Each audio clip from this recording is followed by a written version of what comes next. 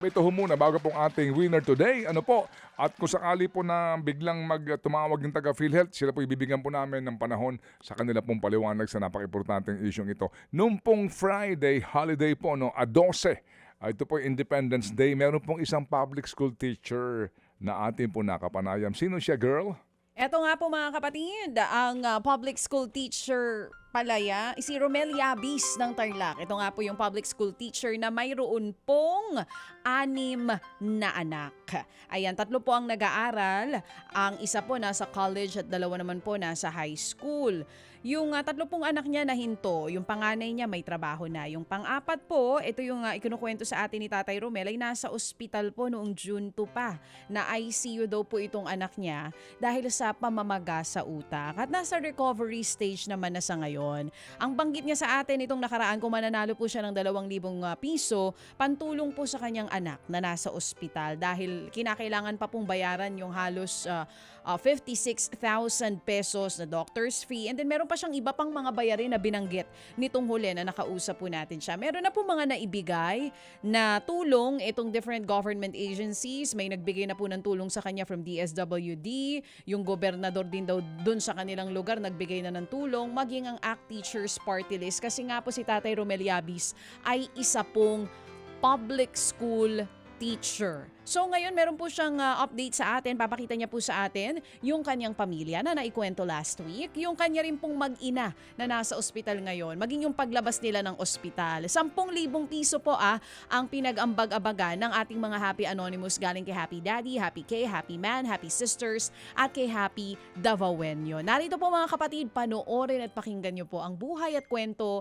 ng public school teacher na si Tatay Romel Yabis dyan po sa Tarlac. So hello po. So ako po si Romel Yabis na ipapakilala ko po yung pamilya ko. So yung panganay po namin, si Lara, ay nasa Manila.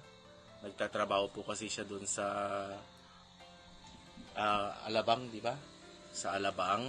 No? Ito yung pangalawa ko, si Kyle, 23 years old, na nag-aaral ng arkitektura, kaya lang nahinto po sa pag-aaral. Then, yung pangatlo po namin, yung pangatlo sa kanila is nasa Manila po nag-aaral.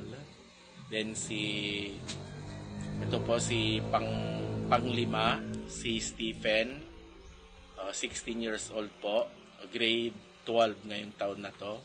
And, bunso po namin, si Karen, 15 years old. So, yung pang-apat po is nasa hospital. Hello po, Sir Ted. Ako po si May, asawa po ni Romel. Nandito po kami ngayon sa ospital. Maraming salamat po sa mga anonymous na nag-donors po sa amin. Maraming din salamat po kay Ted Philo, sa kay DJ Chacha. Maraming salamat po. Thank you po sa mga tumulong sa amin. Yan, pauwi na po kami. Ito po. Kami. Thank you po. Pauwi na kami. Ano yata sila, nag-promissory Pauwi note? na kami ngayon. Salamat po sa lahat ng anonymous donors po ng Ted Filon and DJ Chacha. Talagang ang araw na ito ay araw ng kalayaan. Thank you, Lord. Thank you. Lord. Thank you po. Thank you po. Ito na. At pauwi na nga po sila. Ang balita namin, nag-promissory note sila, no? Oo, Kasi para meron pa silang makalabas. malaking bayarin sa ospital. Despite ho na nakakuha sila ng tulong, guarantee letter po sa ACT Teachers Party List daw po na katuwang ng mga public school teachers. Ano pa?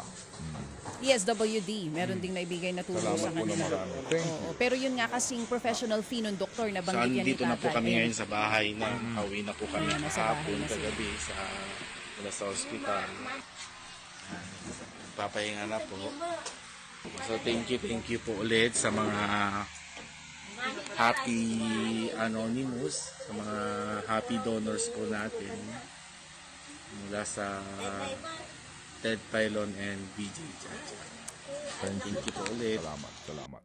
Okay, so Tatay Romel Yabis, salamat po na marami sa inyo pong pagpapatotoo sa inyong lahat ng kwento. Pati po yung kanyang bill sa ospital, nandito po sa ating pong telebisyon, ipinalalabas ngayon Ayan. para po ninyo makita. Meron pa silang balanse. Yes. So nag-ano muna sila, promissory note.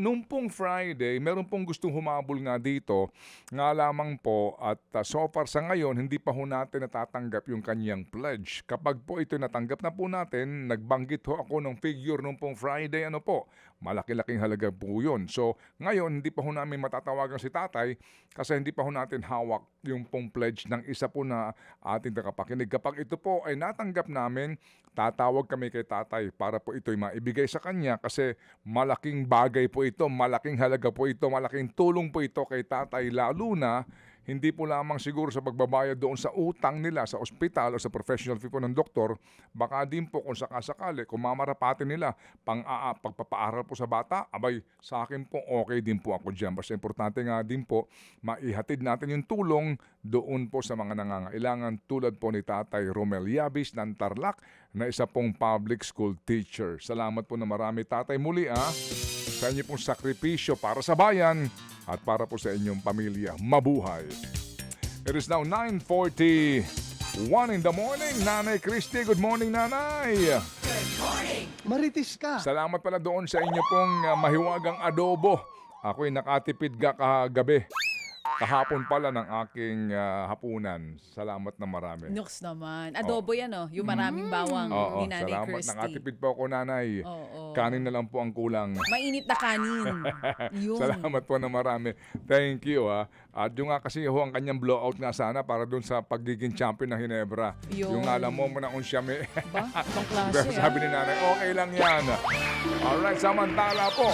Abangan sa amin pong pagbabalik ang ating po namang winner today para po sa ating What's on Your Mind. Mga kapatid, sa oras nga po na 9:43, kasama na po natin sa linya ngayon si Tatay Roger Giriba mula po yan sa Los Baños in Laguna. Siya po ay 41 years old, dating kusinero at nalugi daw po ang kanyang karinderya, maging yung kanyang sari-sari store. Tanungin nga natin kung bakit. Tatay Roger, good morning po sa inyo. Mapagpalang umaga po, Ma'am DJ Chat. Good morning din po, Tatay. Kayo po, sa radyo po kayo nakikinig sa amin, Tay? Opo. Ikalawang pag-uusap na po natin to, Ma'am DJ Chat. Kailan po tayo unang nag-usap? Nung umupo ka po sa Sagot Kita with Cheryl Cosim, Thursday, about health. Ako po yung blind na kausap niyo po, Ma'am. Naku, okay. Nasabi ko, sasali po ako. Na gusto mo sumali dito. Naalala ko nung Opo. time na nakausap kita. Opo. O ito na finally, Opo. Tatay, nadinig na po ni Lord ang Salamat inyong panalangin. Bago po natin pagkwentuhan yung inyo pong buhay, ano muna yung Bible verse po last week na naibigay sa atin? Salmo 100 verse 4. Ipabasa ko lang po sa anak ko, Ma'am, kasi hulag po kasi. Sige lang po, walang problema. Sige po. Anak, ipabasa anak mo. Si Ate Julia po yan. Opo. Good morning. Oo. May basahin ka na po. Oh, sige lang po. Salmo 100 verse 4. Pumasok kayo sa kanyang templo ng may pagpapasalamat at pagpupuri. Magpasalamat kayo at magpuri sa kanya. Amen. Ayan. Maraming salamat. Tatay Roger, anong pangalan nitong anak mo na nagbasa po nitong ating Bible verse? Siya po si Ate Julia, panganay ko po, Ma'am, Oo. magka-college. So ito yung magpo-first year college. Opo, Ma'am. Oo. At ang kukunin na kurso ay education, major in Opo. Filipino. Tama po. Opo. Saan, Opo, Ma'am. saan po siya nag-aaral, Tay? Dito po siya nag-enroll sa Colegio de Los Baños. Private po, Ma'am. Private school. Yung asawa niyo daw po, public school teacher? Opo. Kasi Oo. po yung anak ko po, below quota, di nakaano sa university. Kumbaga, sayang naman po yung isang taon kung hindi namin maipasok sa ano. Oo, pumasok sa, kumbaga nag-try po sa State University. Opo, nag-exam po. Di Opo. umabot. So dito po, pinasok Hindi po. nyo pa rin siya dito sa private school. May iba pa po Opo, kayong ma'am. anak, yung tatlo na mga lalaki na nag-aaral din daw po. Opo, dalawang high school, 7 and 8. Mm. Tapos, yung isa po, grade 4. Dito lang po malapit. Naririnig ko nga po si school. Malapit Oo. lang sa amin. Anong school po ito? Barangay San Antonio, Oo, diyan din po Los ba, Baños, Laguna. diyan din po nagtuturo si Mrs. Ay, hindi po, ma'am. We're from Albay po, ma'am. Sa Albay po? Oo, pero lumipat na po kami ng Los Baños kasi po nag-aaral po si Mrs. Apat yung anak ko, ma'am, pero ang estudyante ko 5. Mhm. So nag-aaral ulit si Ikalima Mrs. po yung- si Mrs. ngayon. Opo. Oh, nagpi-PhD. Opo, ma'am, nagpe-PhD po. Oo, so paano po Scholar po. Okay, paano po ninyo kinakaya yun pong mga panggastos ninyo kung si Mrs. po ay nag-aaral din sa ngayon? Kanino po yung source of income ng pamilya? Ma'am, scholar po yung asawa ko, ma'am. May stipend po siya. Okay po. Pero Tapos, oo. yung sweldo niya kasi po medyo mababa kasi kaya kailangan daw niya po mag-aral. Yes po, oo. Pero yung pong pangangailangan nyo sa pang-araw-araw, sino pong nagbibigay sa inyo? Panggastos, Ay, pangkain? asawa ko po, ma'am. Asawa ko po. So pinagsasabay po ng inyong misis yung kanyang pag-aaral at yung pagtuturo ngayon? Naka-study leave po siya, ma'am. Yun nga po ang tanong ko, Yung Tay. nakukuha niya po na stipend, ma'am, yun po pinag-hati-hatian namin. May stipend na binibigay, yung pong dati niyang pinapasukan? Scholar po siya ng DOST, ma'am. Okay. So galing kay DOST po yung pong allowance ni Opo. Mrs. Magkano po ito per Opo. month kung okay lang po malaman?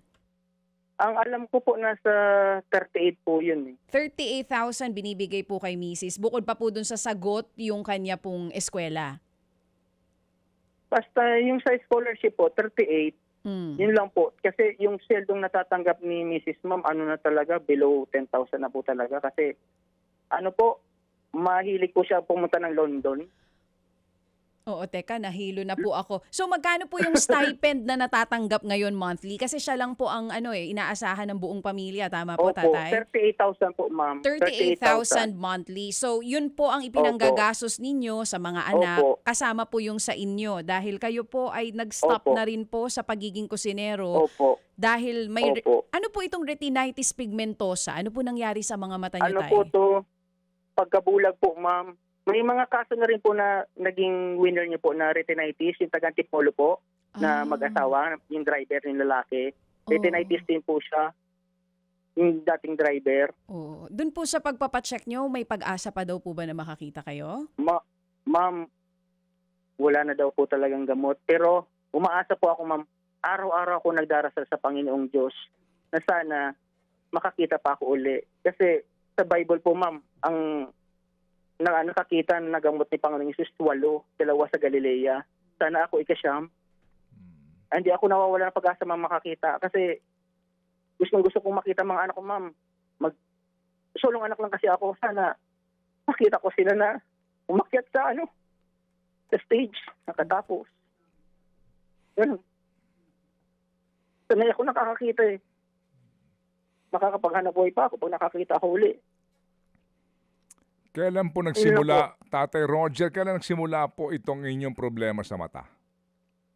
Ano po, started by loan. Nung 4 years old po ako, mayroon akong isang floater. Tapos, unti-unting pagkabulag po, ng 2014 po started, na-blind na ako. After nag-birthday ako nung October niyan, November, na-blind na talaga ako noong 2014. Opo. So totally po, wala kayong paningin na ngayon. Kahit aninag, meron pa rin po. Yung silaw lang po, liwanag lang po. Opo. Walang anino, walang kahit ano po. Yung nagsimula yan sa mga floaters lang. Opo. Ganun po yung pinagsimulan nito. Alam nyo, yung floaters Opo. na yan, na laging tinatanong yan ng mga ophthalmologist, no? Lalo sa mga nakatatanda, kung nakakakita ka ng may lumalabas na ganun sa iyong mata. Kasi nga kung madalas at medyo bothersome, yun yung mga palatandaan nga dito sa problema sa retina. Anong floaters? Floaters, Opo. ito yung halimbawa, kung ikaw, kung sa gabi, madilim, merong parang alitap-tap na parang may dumadaang ang sa'yo, puti na bagay, alitap-tap. O kaya merong parang mga lumulutang na itim-itim. Minsan akala mo nakakita ka ng langgam. Oo, kung ano-ano, no? Sa'yo ba yung floaters Opo, tama mo? po, Sir Ted. O yung bang floaters mo parang kidlat, mga ganon, puti? flashing lights, tapos alam mo yun po sir Ted, yung lumang TV na may likod, hindi ko ba? Yung Oo. pakating channel, yung Oo. ganun po. Ganun po. Okay. Maraming ganun po. Okay, iba-iba yan, ano? At yan nga ang mga Opo, iba-iba palatanda. po. Anyway, sige. So, ganito kasi, no? Yung misis mo, kailan gagraduate sa kanyang PhD? Kasi meron pa yung matinding... 2 taon pa lang po kami dito Sir Ted sa Los Baños na nag-aaral siya. So, ano yan? Sa UP Los Baños? Opo Sir Ted. Okay. Environmental Science. Alright. Importante yan kasi nga ito ay para sa career advancement ng guro. Opo. Kapag ikaw ay doctorate, mas pwede ka na mabigyan ng mataas na posisyon sa DepEd. Opo. Sige, so kailan magtatapos si Mrs.? Siguro 2 to 3 years pa po from now. Pero ngayon, ang tanging kinikita ninyo ay ang pinagkukunan ninyo yung kanya lang stipend, as in wala nang iba? Stipend tsaka yung sweldo niyo po na below 10K na po. Okay. Yung 2,000 pisong premyo sa balak gamitin? Ano po, bigas, tapos yung pambaon-baon ng mga bata sa school kasi hindi ko po sila binibigyan ng perang pambaon, Sir Ted, mga pagkain lang kasi naglalakad lang po sila. Yung iyong panganay, first year college education? Opo. Yung sumunod, Grade 8 po. grade 8. And then, Opo. grade 7, tsaka grade 7. 4. Opo. Alright. Pero itong panganay mukha mo, hindi nakapasok sa UP Los Baños. Hindi po, below quota po, Sir Ted. Hindi Okay. talaga sa university. So, sa private siya ngayon, Opo, malapit lang po dito sa amin. magkano tuition? 16 po. Nakapagbigay na po kami ng 5,000. Okay. Sige, ganito muna ha. Isa-isahin natin ito. 2,000 Opo. piso pambili nyo kanyo ng bigas sa pambaon. Opo, mga biscuit, tinapay po. Okay. Sige, ganito. Bigyan muna namin kayo ng 5,000 piso today. Ay, maraming salamat po, Sir Okay, Ted. sige. Yung 5,000, para muna dito, ibili mo na kaagad dito ng bigas, tapos i-budget mo, pambaon nga ng mga bata, no? Yung bibilhin mo mga pagkain para baon ng mga Opo. bata. Yung tuition ng panganay mo, pwede bang makita lang namin yung assessment niya? Hindi naman tayo nagmamadali dito. Opo, Kasi opo, Sir Ted. kung nakapagbigay na kayo ng 5,000, magkano pa yung balanse para sa isang semester? Basta 16 po yun, nakapagbigay ng 5. 11 na lang po, Sir Ted. 11,000. Babalikan namin Opo. kayo doon, no? Babalikan namin kayo doon Opo. kapag nakapagsumite na itong anak mo nung kanyang assessment, etc. Nang sa Opo. ganon, gusto lang namin makita ito, no? Gaya ng Opo, iba, opo. hingi lang kami ng prueba. Pero yung 5,000 ngayon pa lang, ibibigay na namin sa iyo, pambili mo ng pagkain, Opo. tsaka pambaon ng mga bata. Okay lang ba sa iyo yun, Romel? Roger po, Sir Ted. Ha? Roger. I'm Oo, sorry. si Romel Romel. yun Sorry, kanina. Roger pala. Oo. Sorry, ako yung Okay lang, nahehelo Parang ako ng letter letter R R. Ano po, eh. Sir Ted? Okay, si Oo. Roger. Okay, Roger, sige. Yang 5,000, pag-aambag-ambagan muna ni Happy Daddy, Happy K, Happy Man, ni Happy Devawenyo, at saka nitong si Happy Sisters, no? Sige, so... Opo, maraming salamat po sa lahat. sige, Maraming salamat po, Panginoon. amen, amen. Ganun tayo muna ngayon, Roger, ha? Pero Opo. gusto namin matulungan yung panganay mo doon sa kanyang pantuition. Hingi lang kami ng Opo. prueba. Alright? Opo, Sir Ted. Okay. Maraming salamat po. Amen. Pagpalain po tayo lahat ng Panginoon Amen, Diyos. amen. Sa Panginoon ang lahat ng pagpupuri. To Amen, God be all the amen. glory indeed. Thank you. Opo. Salamat sa iyo, Roger, ha? Thank you very much. Thank you. Salamat na po. marami. Mga kapatid, patuloy po kayong tumutok sa 105.9 True FM para sa totoong balita, impormasyon, music, and entertainment. Mag-subscribe sa aming YouTube channel at podcast at sundan nyo kami sa Facebook, Instagram, X at TikTok sa True Network PH. Bisitahin din po ang aming official website, truefm.ph. At panoorin din kami sa True TV Signal, Channel 19. Kami po ang 105.9 True FM. Laging true sa'yo, kapatid.